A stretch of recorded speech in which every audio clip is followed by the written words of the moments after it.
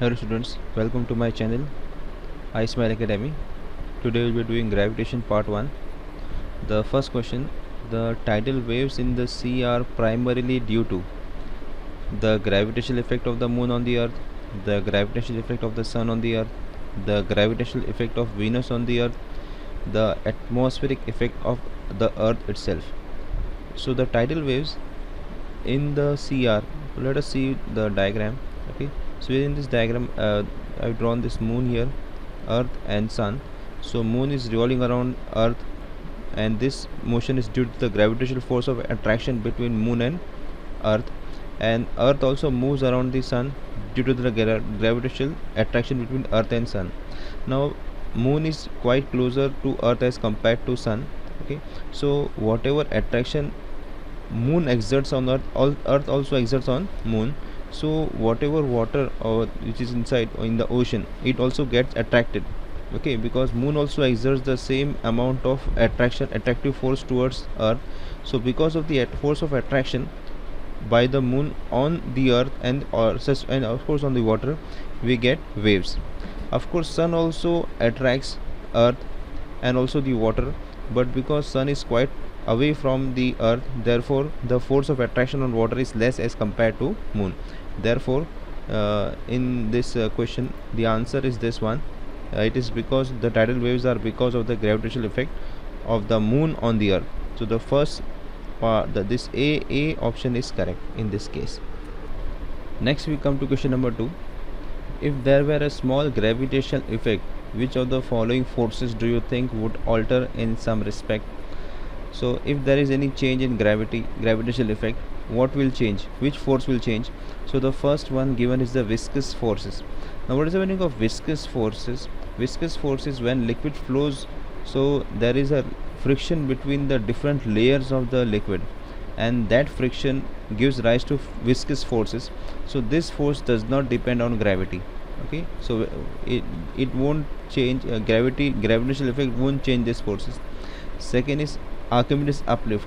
So what Archimedes principle says that whenever a body is immersed in a liquid completely or partly, it displaces the amount of liquid which is equal to its weight. Now weight, the formula for weight is mass into g, where g is acceleration due to gravity.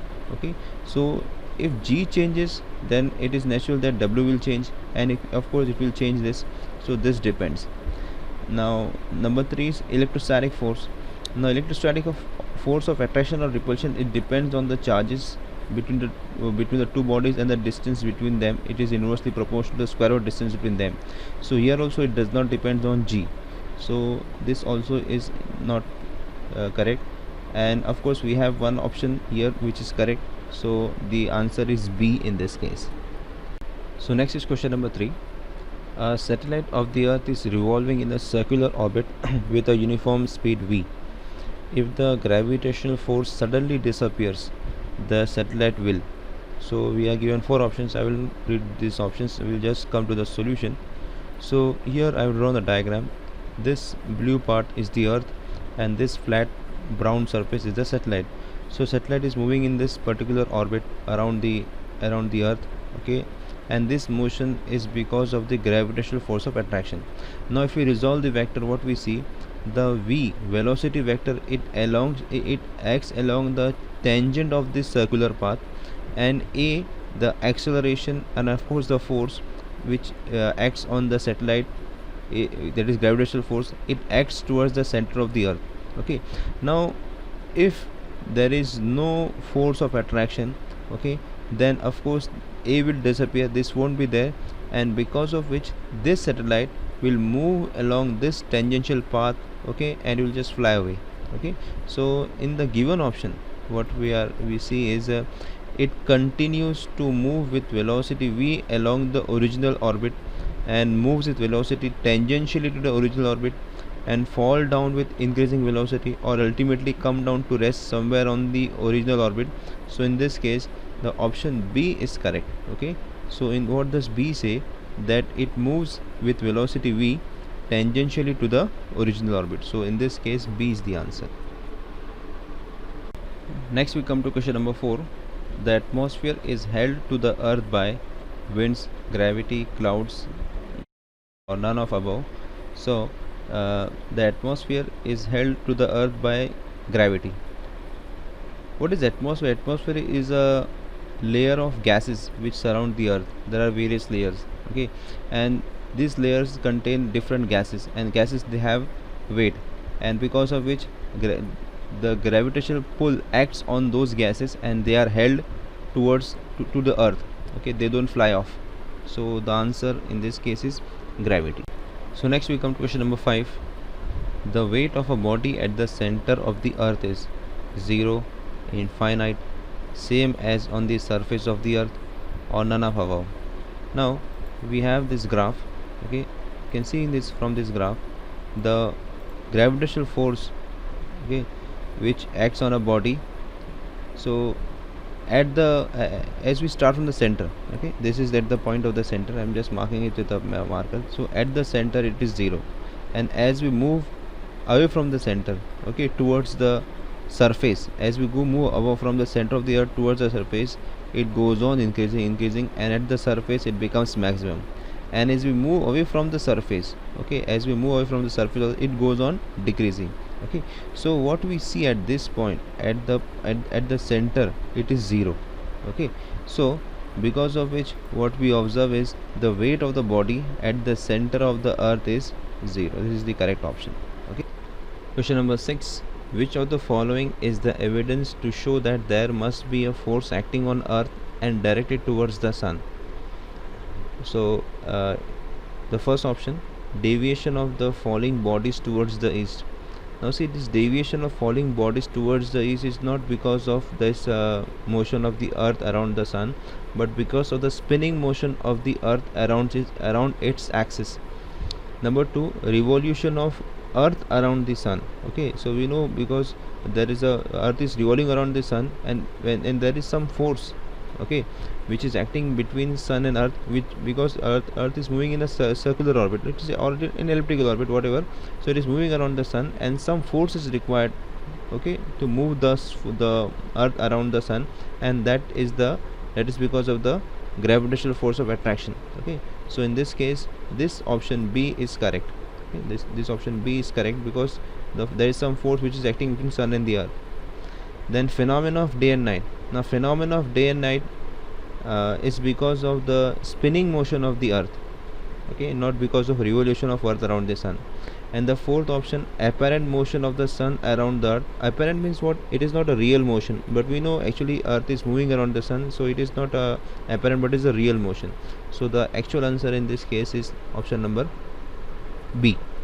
So next is question number 7. The gravitational force between two stones of mass 1 kilogram each and separated by a distance 1 meter in vacuum is G is given. So we want to find the gravitational force between two masses of 1 kg each. So m1 m2 is given. M1 m2 both are 1 kilograms, and r is given as 1 meter. So F is given by G m1 m2 upon r square. M1 m2 both are 1 1, and r is also 1, so r square being a 1. So what we are left is F equal to G, and G is given to us as 6.67 into 10 raised to 11, pi into 10 raised to 11, sorry, minus 11. So this is the answer, C is the answer for this. So next is question number 8. The earth mass 6 into 10 raised to 24 kilograms revolves around the sun with angular velocity 2 into 10 raised to minus 7 radians per second in a circular orbit of radius 1.5 10 raised to 8 kilometer. The force exerted by sun on earth in newtons is. So first we write the given parameters. So mass is given, so this m is 6 into 10 raised to 24 kilograms. Then next, angular velocity omega is given in radians per second. I am not writing the units. So r, now this radius is actually given in terms of kilometers. We need to convert it in terms of meters. So we just multiply by 10 raised to 3, so it becomes 1.5 into 10 raised to 11 meters. So r is 1.5 10 to 11 meters. Now we need to find the force. Okay, now when earth is moving around sun in a circular orbit, so centripetal force is acting on earth, which moves it around the circular orbit. So this force F is given by the formula centripetal force given by mv square upon r, but we are not given v, so we can convert v is r omega. We substitute here, so what we get, because of which what we get, F is equal to m r square omega square upon r. So r gets cancelled out, so we are left with F is equal to m r omega square. Okay, now we just substitute the values. M is 6 into 10 to 24. Okay, r is given 1.5 10 to 11, and omega is, we have to square omega, so 2 into 10 to minus 7 the whole square. Okay. So what we get after calculating, the answer we get is actually we can calculate 36 into 10 raised to 21 newtons. We can just calculate it. We have to square this, 4 into 10 raised to minus 14 will come. So answer is 36 into 10 raised to 21 newtons. Next we come to question number 9. Two particles of equal mass go around a circle of radius r under the action of their mutual gravitational attraction. The speed of each particle is.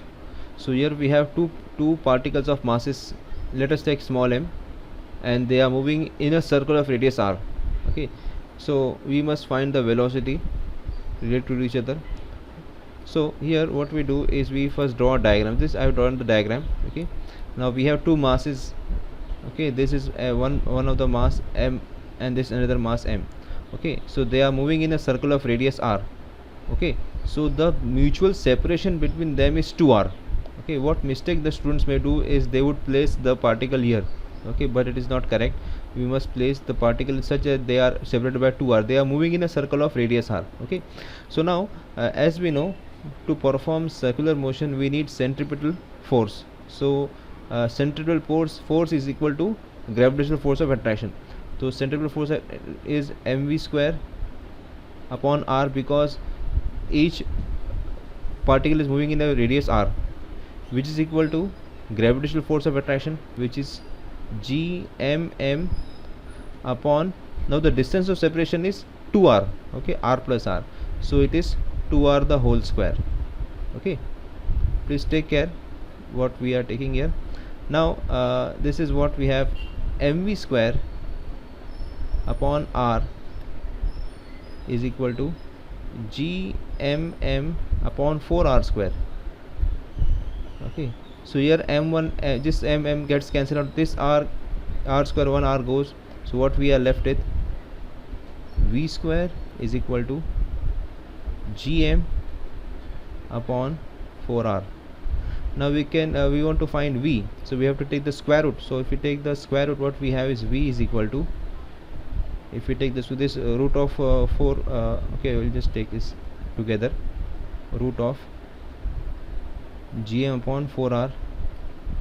Now if we calculate this, what we get is 1 by 2 under root gm upon r. This is the final answer. Let us check what options we are given. So okay, so this C is the correct answer for this case. Okay, now next question number 10, the last of this session. If the distance between two masses is doubled, the gravitational attraction between them is.